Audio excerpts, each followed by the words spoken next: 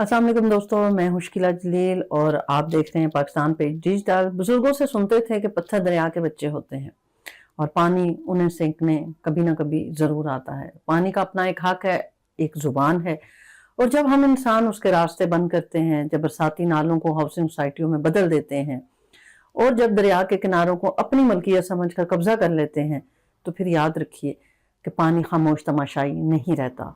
वो अपना रास्ता खुद बनाता है, और जब वो रास्ता बनाता है तो अपने साथ बस्तियां, खेत और इंसानों के ख्वाब भी ले जाता है। पाकिस्तान एक बार फिर इसी अलमिया का शिकार है।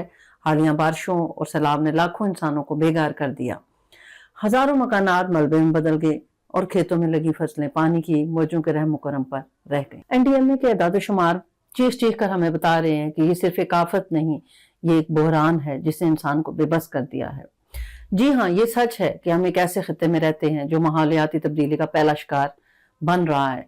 बारिशों के पैटर्न वो बिगड़ चुके हैं, बर्फ पिघलने की रफ्तार बढ़ गई है और दरियाओं का बहाव हद से ज्यादा हो गया है। ये सब बेशक कुदरती अवामिल है, लेकिन क्या ये पूरी कहानी है? क्या ये पूरा सच है? नहीं, ऐसा नहीं है।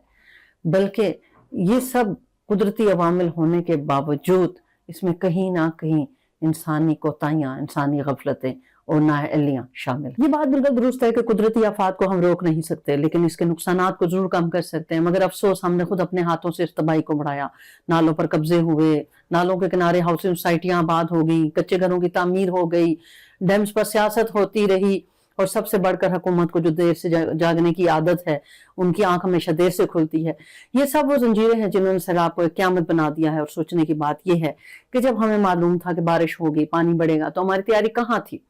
अब ये सिर्फ पानी का बहरान नहीं रहा, ये इंसानियत का इम्तिहान बन चुका है। खैमों में बैठे बच्चे भूख और प्यास से बिलख रहे हैं, खवातीन इलाज और अद्वियात को तरस रही हैं, किसान अपनी जमीन की तरफ देखते हैं जहां कभी हरियाली थी और आज वहां पानी की बेरहम झील बन चुकी है। ये सिर्फ एक सैलाब नहीं है, बल्कि ये मुस्तकबिल के इम्कानात को बहा ले जाने वाली एक आफत है। यहाँ हमारे बहुत सारे सवालात हैं, और ये सवालात आपके जहनों में भी होंगे कि क्या बारिश बहुत गैर मामूली थी, या हमारी तैयारी बहुत मामूली? क्या पानी का बहाव ज्यादा था, या हमारी इंतजामी दीवारें बहुत कमजोर थी? क्या ये कुदरत की सख्ती है, या हमारी अपनी गफलत? याद रखिए, आफात हमेशा इम्तिहानात लेती हैं, लेकिन असल नाकामी वो होती है जब इंसान अपनी गलतियों को मानने के बजाय सब कुछ कुदरत पर डालकर बरी ज़िम्मा हो जाता है। नाज़रीन, सैलाब को सिर्फ आसमानी आफत कह देना बहुत आसान है, लेकिन हकीकत यह है कि आधी तबाही हमारी अपनी लाई हुई है। अगर हम पानी के रास्ते आज़ाद छोड़ देते, अगर हम वक्त पर हिफाजती बंद बांध लेते, अगर हम इमरजेंसी निज़ाम को मजबूत करते, तो शायद आज लाखों लोग खैमों में ना बैठे होते। याद रखिए, पानी को कैद नहीं किया जा सकता, उसके साथ जिंदा रहने का यही तरीका है कि उसके हक को तस्लीम किया जाए। वरना आने वाली नस्लें हमें सिर्फ इस जुमले से याद किया करेंगी कि उन्होंने दरियाओं पर कब्जे किए और बदले में अपनी बस्तियां डबो दी।